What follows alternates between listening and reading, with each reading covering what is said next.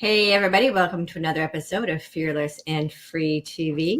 Today I have with us one of my new friends who I consider to be fearless, and he is free as well from, I'll let him share his story. He had some major issues throughout his life with basically being enslaved to addiction. And I had the pleasure of reading his new book a couple of weeks ago. I found it fascinating because he grew up on the streets of London, and I know nothing about that. It was this great little microculture that I wasn't even aware that exists. And so I found his book really interesting that way, and some of the great adventures that he's been through on the path of discovering who he is and his role on the planet. So please give a warm welcome to my new friend, Saf Buxy. So Saf, yeah, your book. Tell the audience a little bit about how you grew up. Obviously, not spill the whole beans of an entire book, but this little microculture, as I call it, because I grew up in a little microculture too. So I'm always really fascinated by other people who grow up in these. So, you describe in your book about what's like to grow up as you're Indian, right? Well, that's debatable, Victoria, because I was brought up by an Indian family, but I was adopted at birth, so I don't really know what my roots are. But I think if I was to take a guess, somewhere from South Asia for sure. Yeah. Okay. So. Okay. But you never know. There might be some Arab in me. I have no idea. No idea. I don't know. I actually did the DNA test a couple of years ago out of curiosity. Yeah. Well, and for me, I'll be completely transparent. I did the DNA test. My husband and I did the DNA test, and then he had them done on our kids. And one of the reasons that I had it done is because my daughter has extremely curly hair, and people are always when she was in middle school and high school, people would like give her a hard time about being part Black. And I grew up extremely, extremely racist toward the African community. So one of the reasons I wanted the DNA test done is because I wanted to be able to like to my racist family. Well, it turns out I don't have a drop of African in me, not one single drop. I was kind of hoping there would be. and my husband doesn't either. So we have no idea where this magnificent floof, as she calls it, came from. So it's interesting to see when if you're curious about that option is now available, just if you're curious about that. But anyway, enough about me. I want to know about you. So you were adopted, and there was a different kind of racism that you grew up with that I didn't even know existed. It was, and it still is in some cases, but it was massive in the 70s and 80s, racism, not just to the Afro-Caribbeans, but to the South Asians, to the Asians, to anyone if you were not white British, really. And you had the political parties, the far rights, the National Front Party were infamous for just causing loads of chaos around people of that kind of race, and they would go into their neighborhoods and they would go into their businesses, because we were quite the South Asians when they first came to the UK in the early 50s, late 50s and then 60s, 70s, they were seen as business people, and they opened up shops, and they worked very hard, and they started making money, but they worked like literally 15, 16, 17 hours a day, just like my father did, my adoptive father. And we were prime target for these races, because one, they knew where we were, they knew where to find us, and because we were mainly selling some kind of goods or confectionery or supermarket tangible fruits and everyday items that we need, would be open till late. South Asian stores would be open till late, and we would be a prime target, or the South Asian community would be a prime target, because literally 70% of people who came here opened their businesses and really moved forward. So there was a lot of hatred for the success. There was and we were an easy target because obviously these shops, I think in America you have a lot of Asians who have these kind of shops. In London, well, in England it's South Asians, Indians, Pakistanis, Sri Lankans, massive targets, because they know that there's money in the till. They know that there's a shop, so they would come in and cause chaos. And we're talking we're talking about the National Front, and the National Front were not only anti-white, but they were anti-Semitic as well, because they were followers they were Nazi followers as well. So they brought the whole culture against everyone, and also they were homophobic as well. So it was normal. And for me, growing up in the 70s as a young child, it was quite frightening. There's an incident that I mentioned in the book, but this is the book, by the way, Out of the Madness. It's behind me on the screen as well. There's an incident at the very beginning of the book where I talk about where skinheads, because it was the skinheads who were the National Front, and they wore the Dr. Martin boots, wore the army pants, and they'd have their head shaven, and they'd have swastika tattoos all over their body, and they come into the shop, or one in particular, and tried to rob my father. I was a 4 or 5 year old kid, and I witnessed all this, and they sprayed his face with deodorant and robbed him, and I couldn't do anything. It was quite a scary. I think it was probably, if we don't count the actual adoption itself, being abandoned immediately as soon as I was born and put into an incubator. Of course, I didn't know about that consciously then. Even upon reflection, we know how adoption can play with your mind and can affect you psychologically. But my first real traumatic event that I can remember has got to be that event in the shop when my father was attacked. Yeah, you know what's really interesting about that is, I don't know if you're aware of this, but there is an incident that happens around 4 or 5 years old that kind of defines a person's life path. Pretty much everybody I talk to, there is an incident. So it's no surprise to me that you had that incident that then became like the catalyst for your life path. Well, yeah, I mean, there was a lot of aggression, a lot of some parts of violence in my life later on that I got involved with, some kind of power, control. And so it's very interesting you say that. I always put it down to the abuse and things that I went through from the ages of 11 and 17. But I guess there could be an element of that as well, and I can understand that, because obviously I was powerless then, watching my father get robbed. Through the 6 years of daily abuse, which of course is in the book as well, I was powerless then as well. And as soon as I had a bit of power in terms of as an adult, after going through all that and surviving through that, it was like a scenario of the abused becomes the abuser. Not that I abused in the same way as I got abused, but yeah, that definitely did take place for many years. And addiction fueled that.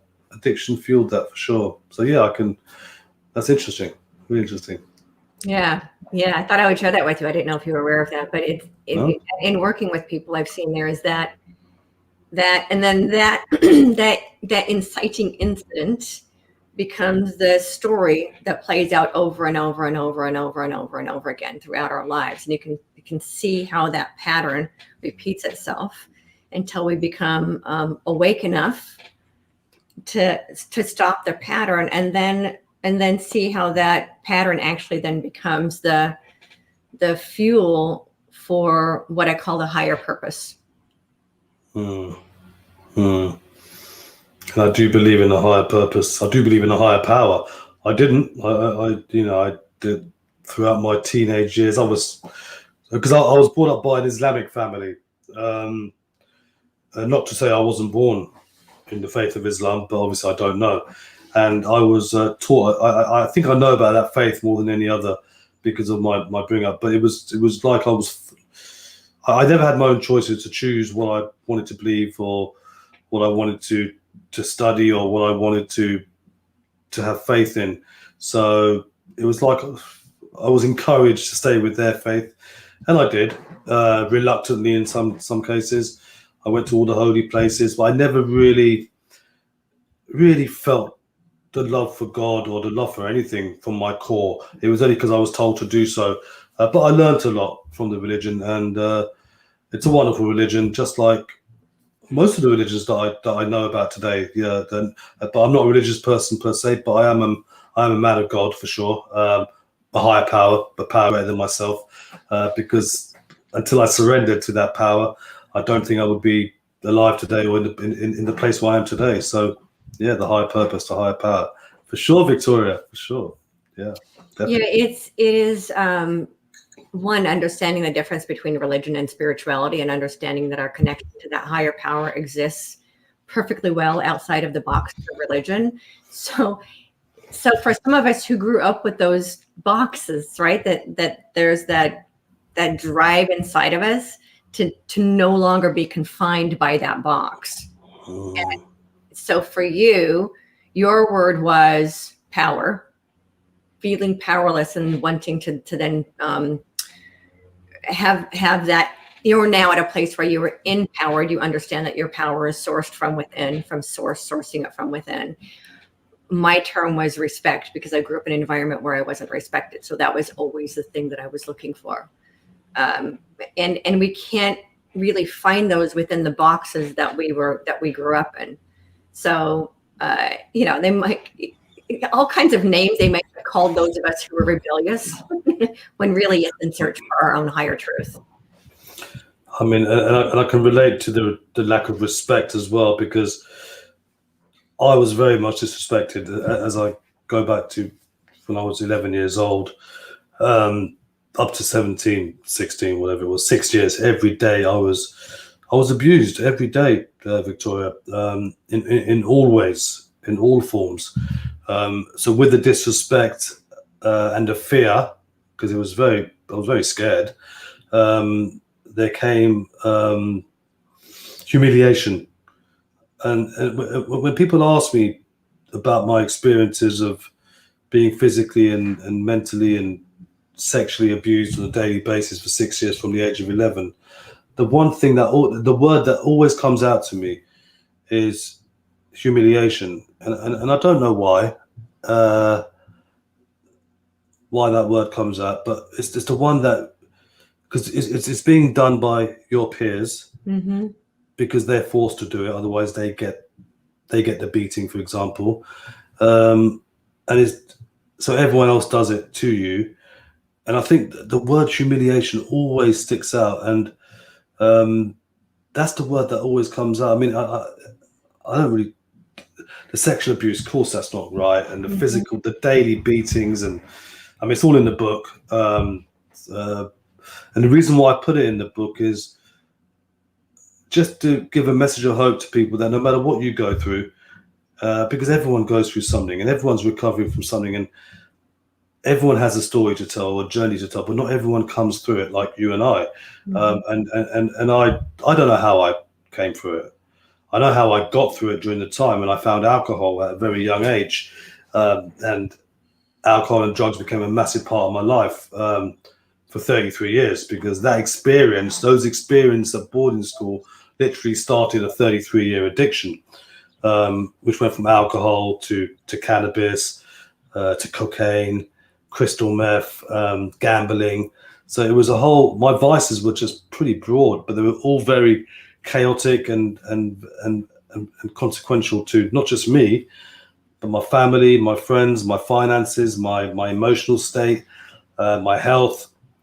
It destroyed my life, and it's a little bit of a miracle, really, that I'm here today to actually talk to you, to wonderful people like you on wonderful platforms like this, to share the message, because I'm a strong believer, Victoria, that there's two sides to everything, and it's taken me a lot of studying, a lot of self-reflection, a lot of learning to understand that there's two sides to everything. And until we acknowledge one side and the other side, and we bring it to an equilibrium, only then we can get serenity, and only then we can have a life of inspiration. And that's where acceptance comes in as well.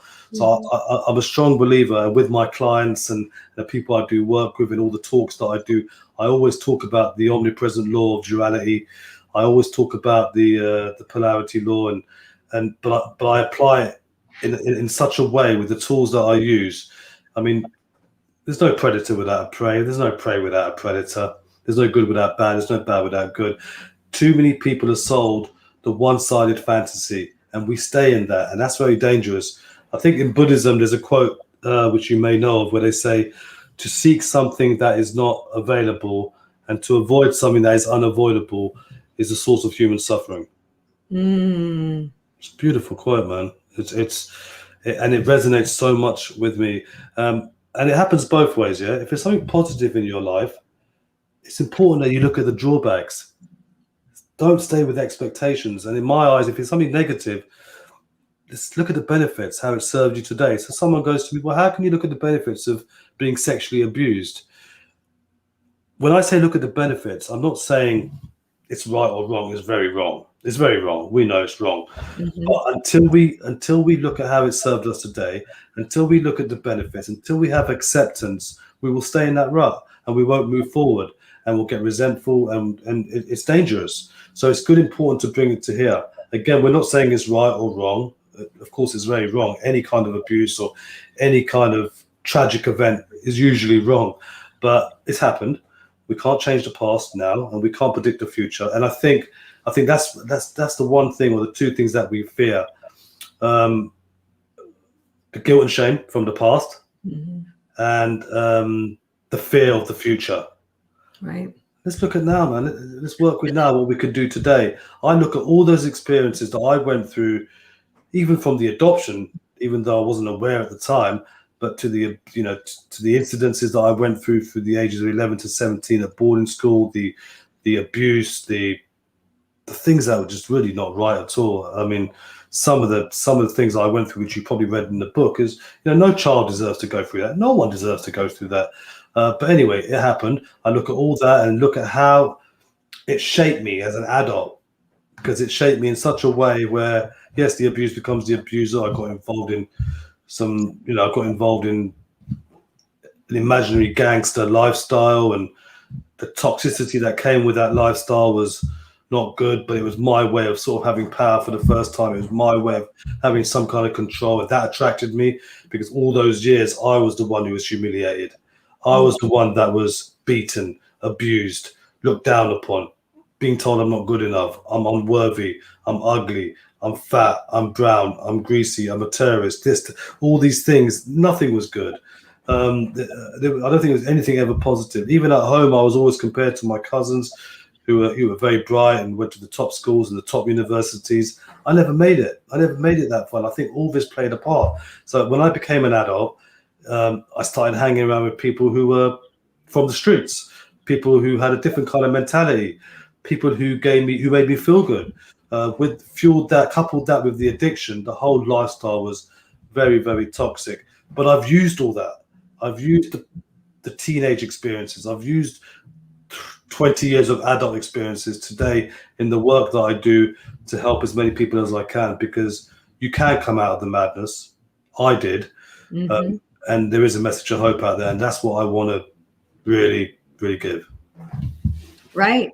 So for me, and I think you can agree with this, and I think this is a really important message for people to understand who have been struggling with these very painful childhood stories, is that we, on a soul level, couldn't be who we are here to be if we hadn't gone through those painful experiences. We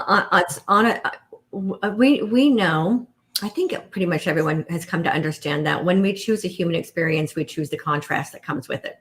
As you were saying earlier, that you can't have the light without the dark. You can't have the love without the fear. You can't have, right? So the contrast exists, and it's about learning. Learning from looking at both perspectives, and making a conscious choice based on seeing both perspectives. When we start to learn how to make conscious choices, we no longer play victim to our circumstances, because we can consciously choose based on seeing both sides of the story. And then looking at our pain story and learning how to use that pain story, once we learn how to extract the lessons from it that are in it for ourselves, to then pay that forward and teach other people how to move through their own pain story to get to a space of resolution within ourselves. I think that's how we create an entirely new reality, is when enough of us start to teach what's really possible, regardless of what's happened in our individual and collective past. And I think it's wonderful that you have discovered how to use your most painful stories to help humanity move forward. Most definitely. I mean, I think that's when humanity is at its best, when we work together as a collective and we work in communion, and let's not ridicule each other for past mistakes. Let's help and support and guide each other to redemption, educate each other, grow together. That's when we're at our best. It's all about togetherness, and I'm a strong believer of that, and that's why I do what I do. And I'm a strong believer, and you're so right, Victoria. You're so right. I use these experiences to help as many people as I can today through my work, of course. Of course, addiction is my specialist subject, if you like, but it all stems from the trauma. It all stems but it's all trauma for me. And even with the clients that I work with, literally 100% of my clients have suffered some kind of trauma. I mean, it doesn't mean that everyone who has trauma becomes an addict. I'm not saying that, but the fact is that every client that I work with, whether it's in the prison service, because I worked in the prisons, I worked in the category B lifers prison in the UK, or whether it's in the community, or whether it's treatment centres, whatever it's been, and even myself, we all suffered some kind of trauma. And there's varying degrees of trauma, but trauma always comes up. So we work with the trauma, but the most important thing is I work with how to move forward today.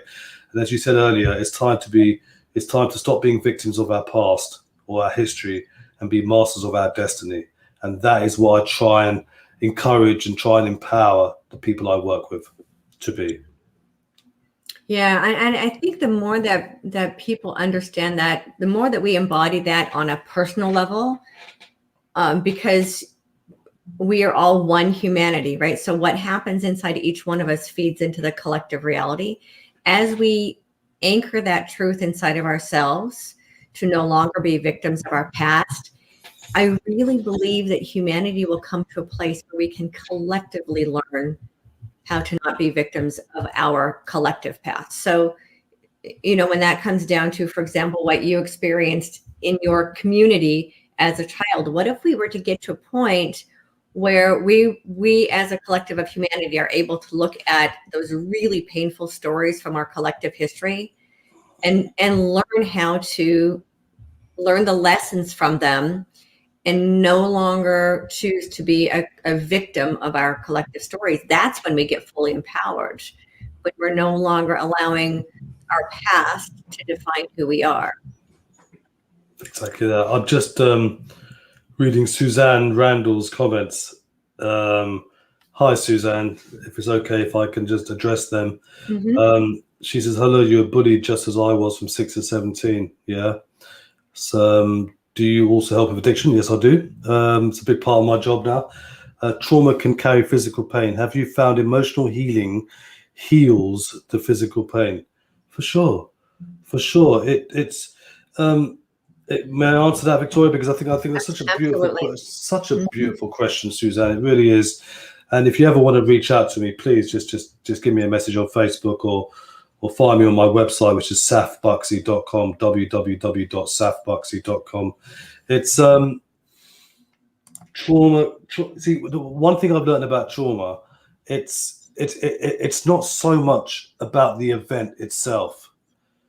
For me, it's how it made me feel from the event. It's like, so for example, when I was going through the traumatic events, and again, I could mention so many, but they're in the book, and I don't want to spoil it for anyone who would wish to purchase the book and buy it, because it's I think you'll get value from it, like the people who have already bought it. It's an incident I can remember where I was held down and things were happening. It wasn't so much that event, even though, of course, I think about what actually happened. It's about how it made me feel then, later, and how it makes me feel today. There's a beautiful bit of work that I did. Of course, you know TJ Woodward, and we have a show together most Tuesdays.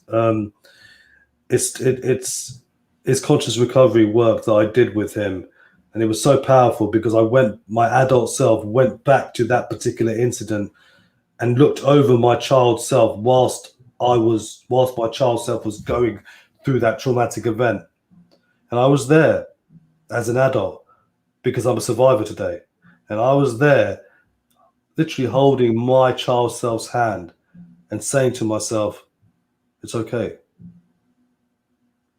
It's okay. You'll get through this. It was so profound.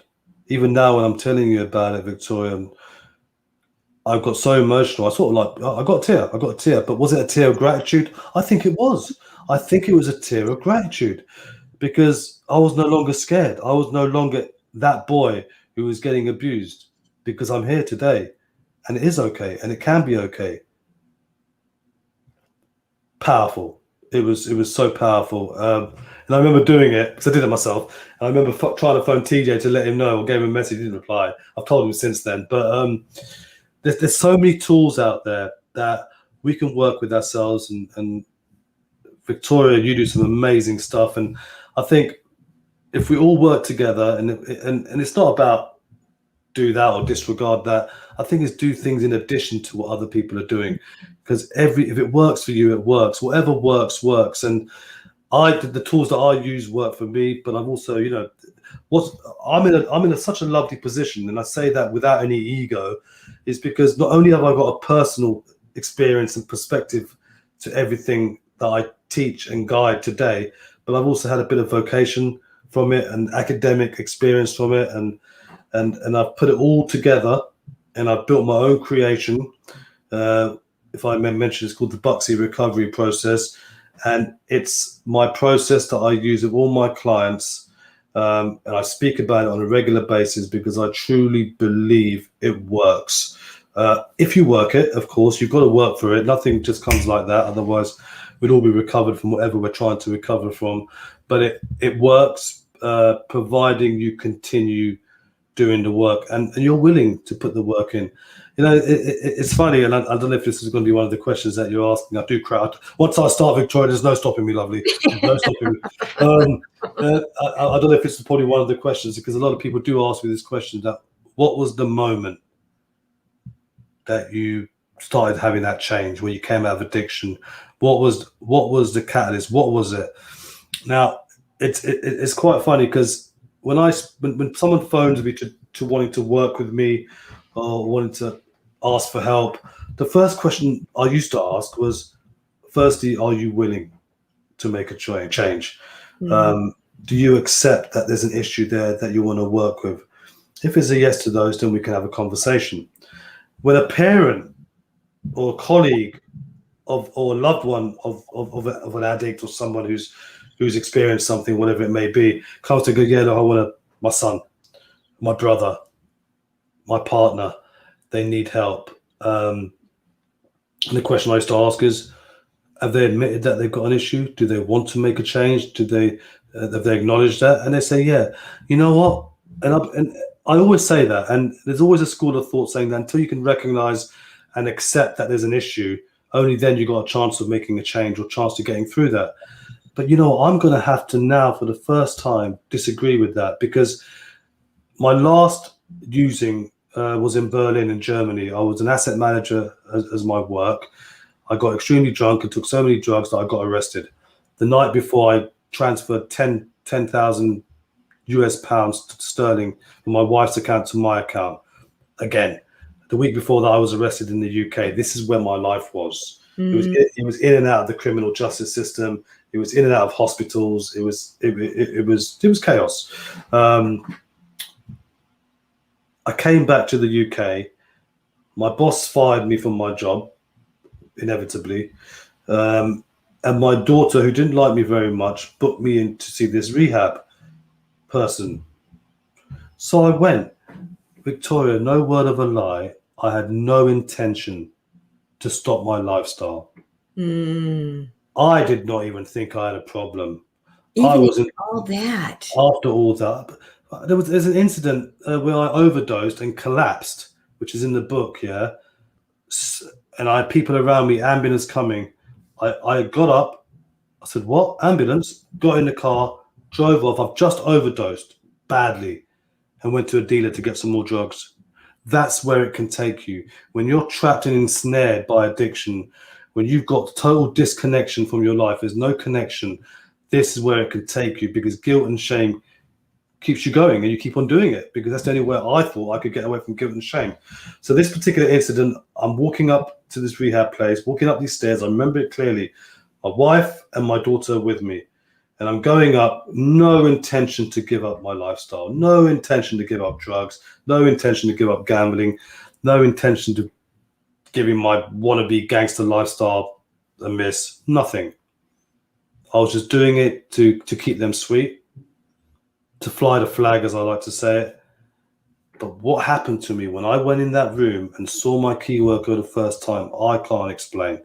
Some people call it spiritual awakening. Some people call it something. Happened to me in that room that I broke down. I broke down in tears for at least 20 minutes.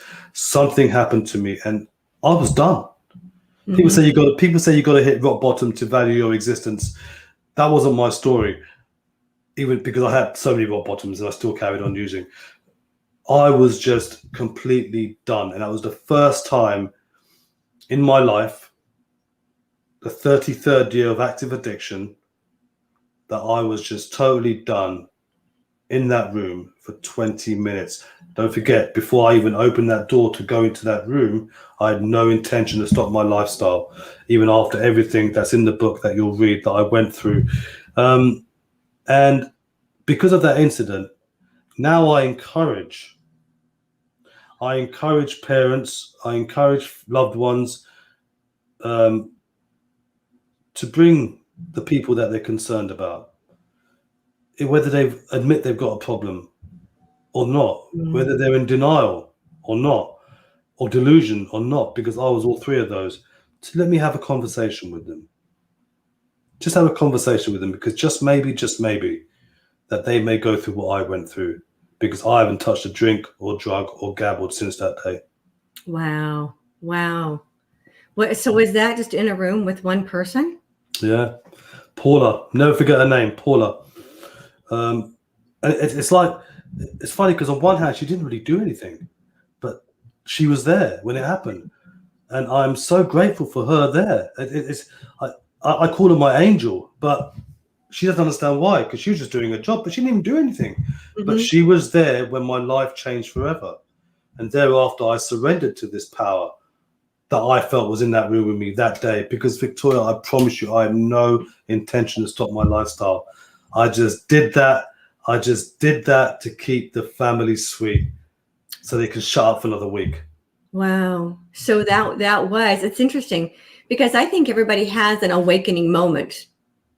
And I remember exactly when I had an awakening moment.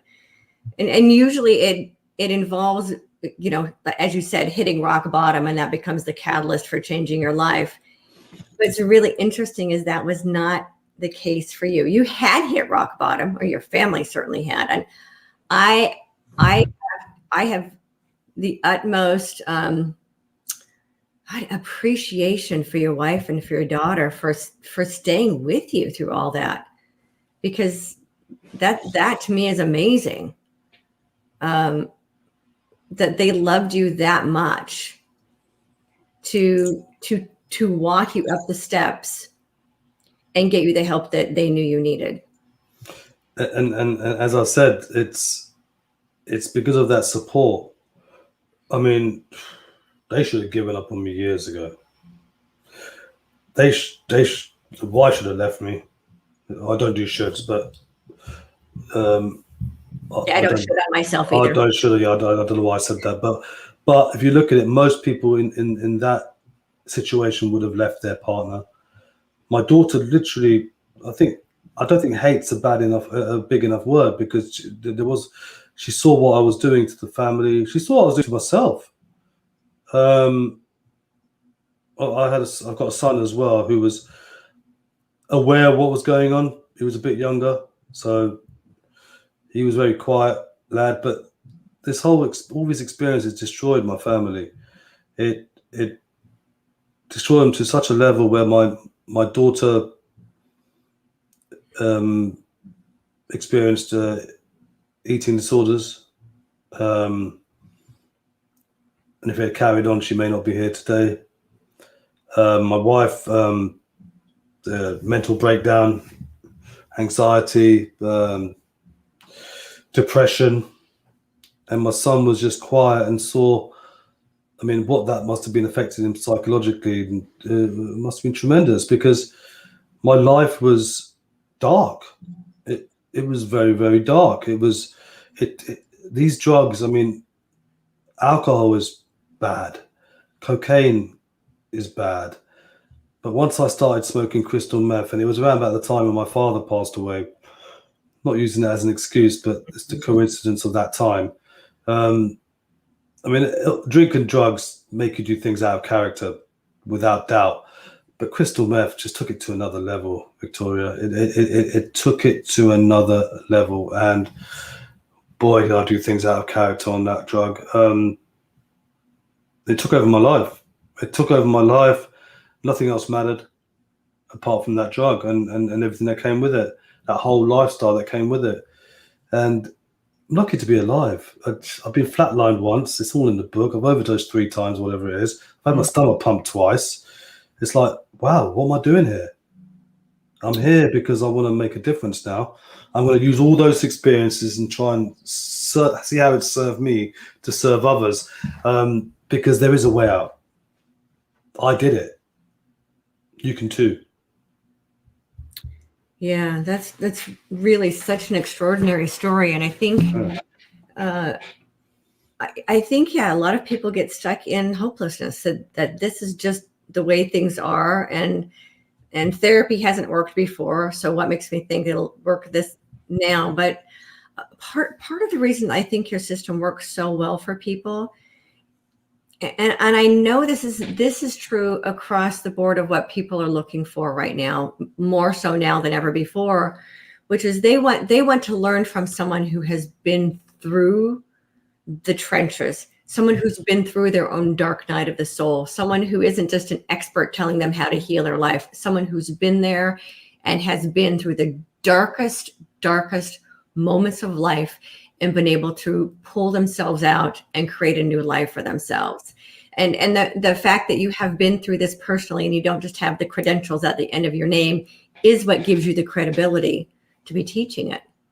And I feel so blessed. I mean, who would have thought a few years ago that from druggie to doctor, I was, it's like, I still got to pinch myself, Victoria, that I was honored with a doctorate recently. And I remember I got it a couple of weeks ago. You saw the photographs, right, with that funny hat, and yeah, putting that to one side, the donut or whatever you want to call it to one side. I felt like I was Joseph, the Technicolor Dreamcoat, but putting all that to one side. When I was on stage, it was in Windsor, which is where one of the royal families, I think the Queen lives there as well, but it's where Prince Harry, that's another story, got married. And I remember going on stage to receive this wonderful honor. An honor that I would never expected in my life. It's me being honored a doctorate. Really? Come on. These things don't happen to people like me. And I remember going up there, and I'm already dressed in the outfit, and I'm going up, and it was once I was on that stage, and the professor, Dr. Tim Justice, Professor. He's an apostle because I was awarded by a Christian university for the work that myself and Dr. Tanya Simmons, we have a charity a non-profit called Healing for the Nations, and we do a lot of work with orphanages around the world, and especially Kenya and Pakistan and Indonesia, whether it's providing them clean water wells or education.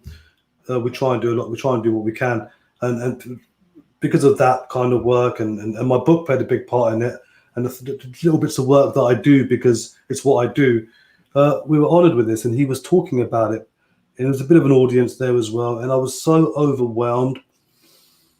And you know, I'm someone who teaches people to have self-worth and to get rid of the guilt and shame. But I actually felt unworthy. That it's so funny because we don't often practice what we preach, do we? And sometimes it gets to us as well. But I really felt unworthy of this honor. But it was so beautiful. I felt emotional with it, and then I got past that. My own tools came in my mind, and I milked it. I started cheering, and it was such a wonderful. I've got the video. I'll send you if you want the actual bit. It was such a wonderful experience and a wonderful honor and an achievement that I never thought I would ever see in my lifetime. Sorry, and my parents, bless themselves. I mean, God, they would be shocked as well, and family members are, and it's wonderful. And I'd like to take this opportunity to thank Dr. Tanya Simmons, who's my partner in Healing for the Nations, for nominating me in the first place. Then Dr. Tim Justice, also nominating me, and then going through the process with the professors. It's a university called the Breakthrough International Bible University. They're very global. They're in California, in the UK, and Africa, and the board for honoring me with this wonderful honor. Just shocked, but this is where your life can take you when you come out of that madness. I mean, the opportunities, the things that have happened in my life since I came into recovery, since I came into sobriety, since I came into his new way of life has been remarkable, Victoria. And we're not even talking materialistic stuff. We're not even talking about getting paid. To be fair, that's probably the least of what's happened.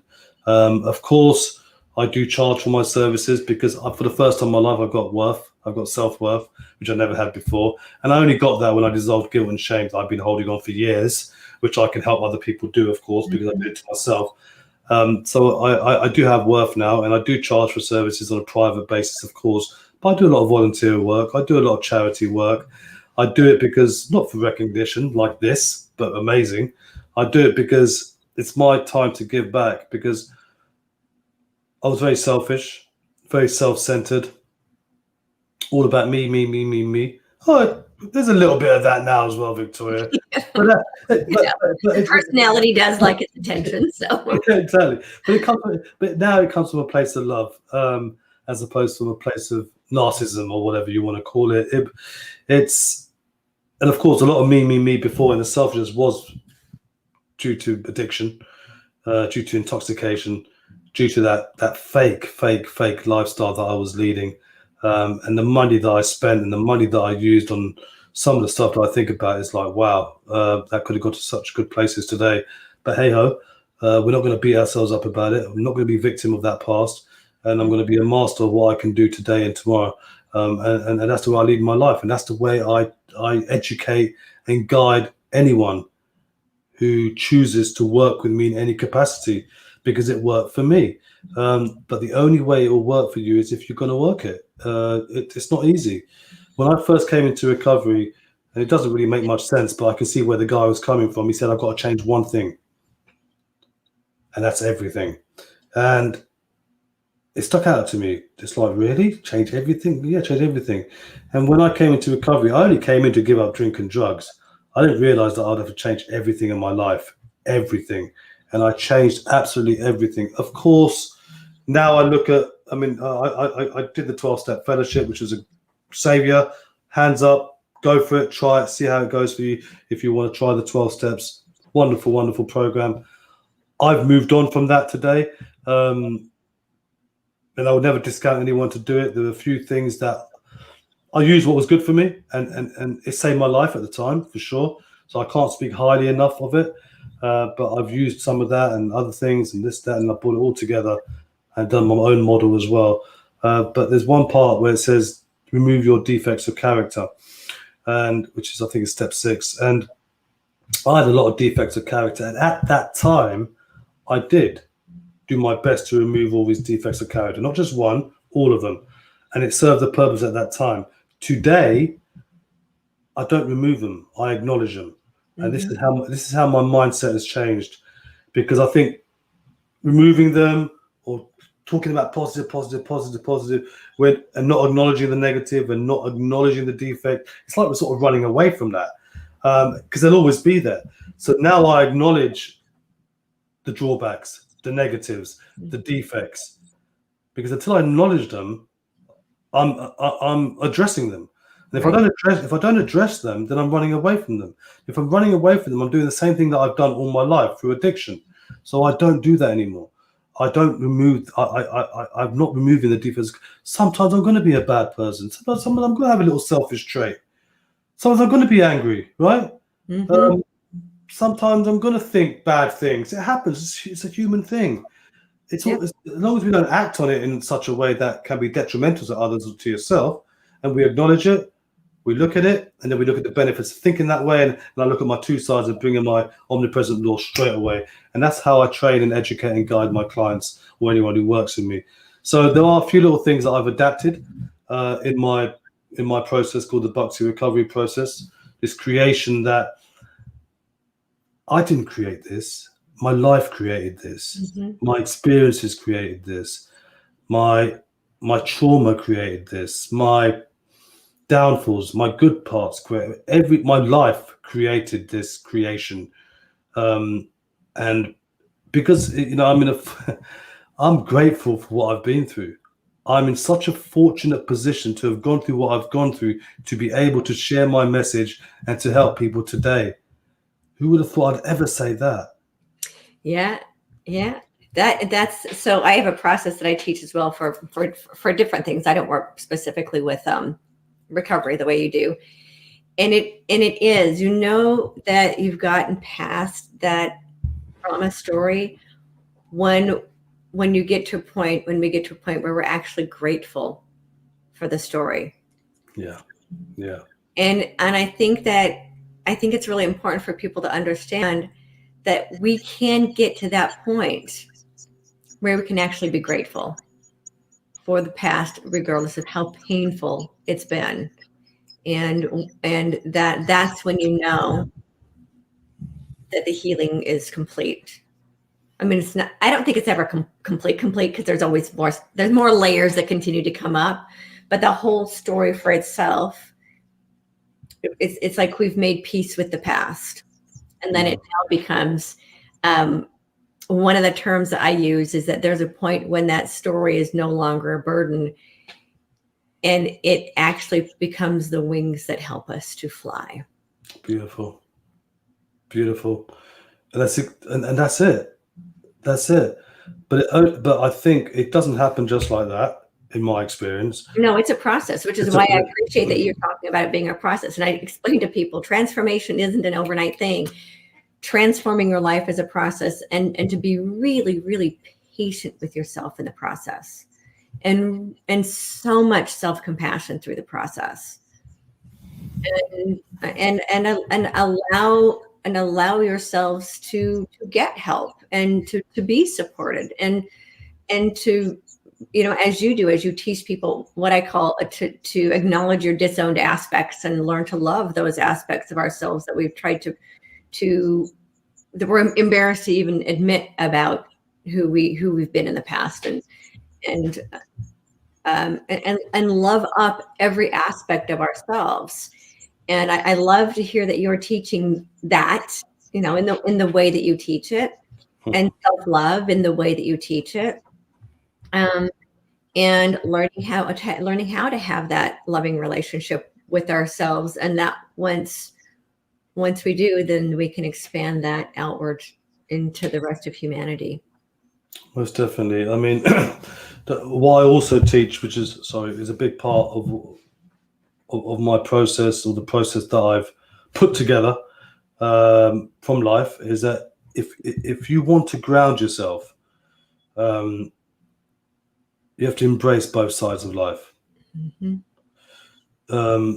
By that way, you won't set any fantasies or create any nightmares. You'll be empowered, and you'll do something amazing with yourself and with planet Earth.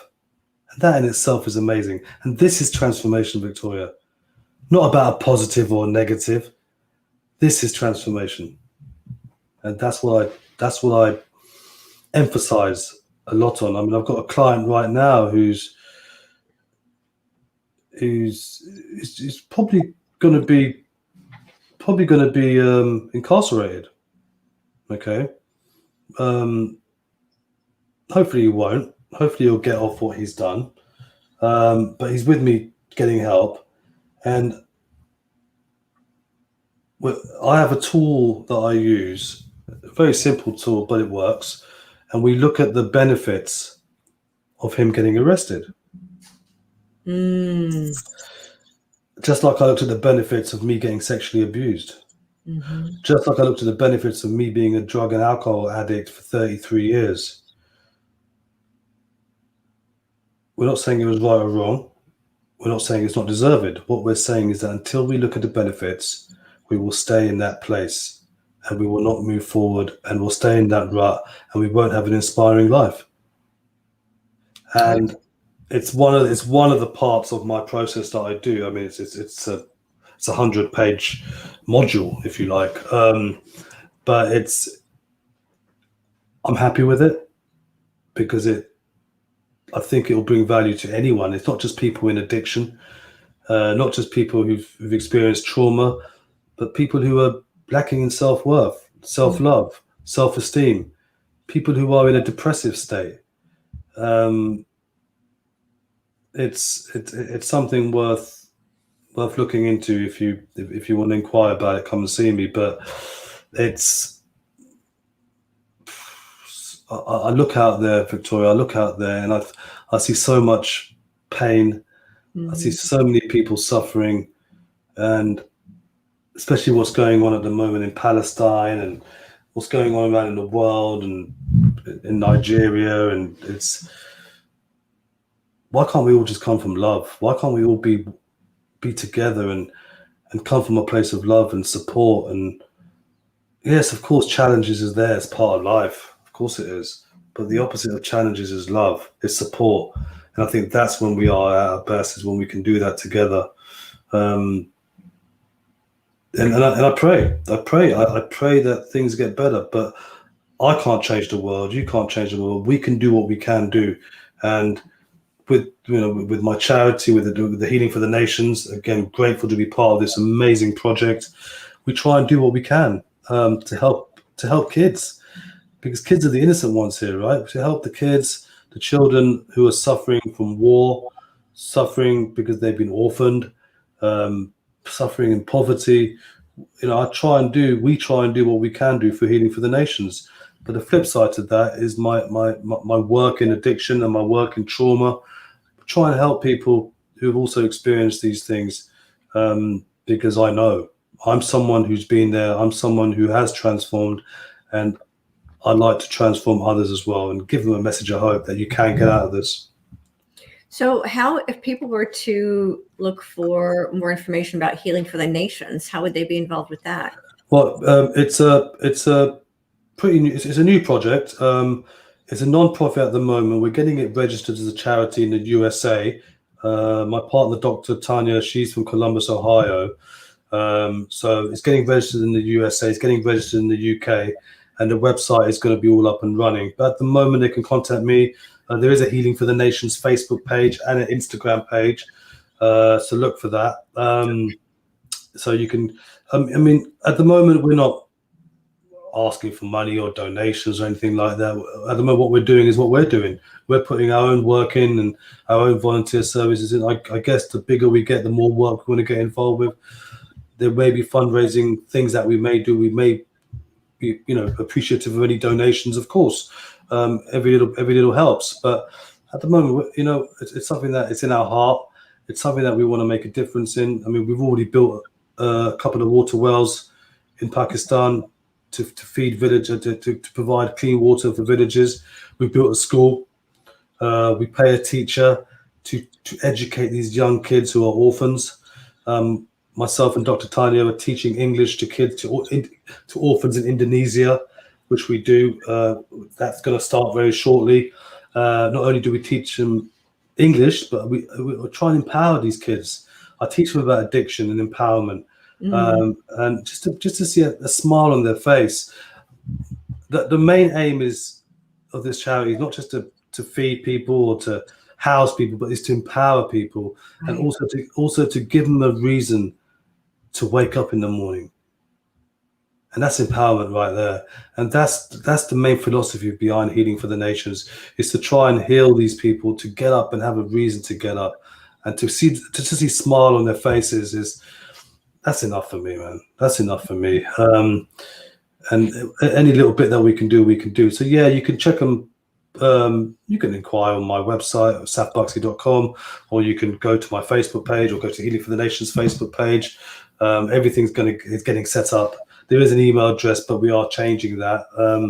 But yeah, so guys, if you want to get involved, volunteer, or anyway, you're always welcome. The more people who are part of this project, the better it will be, and the bigger difference we can make to children, to people who are entrapped in poverty. I mean, in terms of the water well, it was not just about providing clean water, Victoria. These women who used to go and get the water from afar, like miles away from where they lived, to try and feed their family, to give clean water to their family, they would get kidnapped and then sex trafficked. Right. So we're talking about, it's not just about the water, it's about sex trafficking, it's about honor killing, it's about empowering. It's a whole thing that we're trying to fight against injustice, full stop. Fight against all exploitation, full stop. Because this world can be cruel, but there's people like us who come on board who will try and make a difference, and that's what we're about. Right.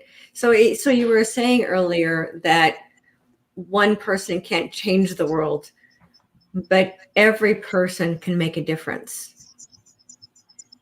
And so you've chosen to be one of those people to step up and create a container for making a difference. Yeah. And one of the things that Spirit was teaching me a couple of weeks ago is that this new reality that we're moving into, is the term I was given is humanitarianism, is going to be the ism that supersedes all other isms in the future. And I really think that there are going to be people all over the world who want to know, how can they be a part of making a difference, especially when it relates to children? Because if we heal the children, we create an entirely new world by what that youngest generation experiences. Yeah. If we can create a better experience for those at the very bottom, and those who are the very youngest, and create a better world for them, that becomes the new reality. 100%. It's because they are our future. Mm-hmm. And they will be long after we've gone as well. And if we can somehow change the cycle of what's going on, I mean, I think about these wars, Victoria, and the stuff that's happening in Nigeria, Kenya, what's happening in Kenya right now with the vigilantes, the stuff in Syria, the children who have seen their sisters and their mothers raped and their fathers shot, and they're left alone. What's happening in Palestine, not just in Palestine, but in Israel, everywhere, any death, it's what that must be doing to their minds. And if we can make a difference with these children who are left alone, and try and give them some life, because psychologically they are troubled. And if we can help them and give them a life, and if we can help them and give them a reason, to give them a reason to wake up, because we can't change what they've experienced, I'm afraid, but we can change their future. Absolutely. Absolutely. And I love that you're an active part of that. Yeah. Thank you. Thank you for that service. And that's really what it is, right? And I'm kind of being reminded of the words that, to those much is given, much is expected. And so, yeah, a lot of us who have been through the fire and have come out of the other side of the fire are kind of being called is really the right word, but we feel it so deeply and so intensely in our hearts to be able to help other people get through their own fire, and to really create a world where no one else has to go through the suffering that we went through as children, and that, I mean, the suffering I went through as a child is nothing compared to what some of these children that you're talking about right now have gone through. My suffering pales in comparison to what they're dealing with. And it's because of that fire that you and I have both been through that becomes the driving force behind us wanting to make a bigger difference in the world. And it's people like you that I want to have on my show, because I want to spread these messages far and wide of what's possible for humanity when we first stop and process our own stories, and then take what we have learned in our own awareness of what's possible and spread that far and wide across the planet. So I don't have my own nonprofit organization right now. I might down the road. So my service to humanity is creating these kinds of shows where the messages can be heard. Beautiful. And Beautiful. I thank you for being a part of that. Thank you for your service to humanity. Thank you for waking up to your own suffering and doing the work to bring you to the other side where you're now able to teach that forward. Thank you for being who you are and for sharing your love forward for all of humanity. I am inspired by you. I like you. I kind of get a kick out of the drug addict to doctorate. Who would have ever thought? And that story is such an inspiration to so many people who may be suffering in the midst of their story where you once were not too long ago. And I'm really grateful for you, for your presence on the planet, for the light that you are, for the work that you're doing, and for being able to call you my friend. Wow, Victoria. I can't take compliments, but thank you. Thank you very much. That's really nice. Really nice of you. And what you said earlier about our trauma and our experience is not as bad as them. Of course it's not, but it's personal to us. I've gone past the big T trauma, little T trauma kind of thing. Trauma's trauma. And they do come in varying degrees. Of course they do. So if we could come out of what we went through, of course with support and everything else that we've been speaking about, we can do our bit to try and help others come out of theirs. And that's what it's about. Yeah. Yeah. Well, thank you for being here with me today. Thank you again for the service you're providing for humanity and for being fearless and free. Thank you. And thank all of you for watching this morning, for participating, for sharing your love forward.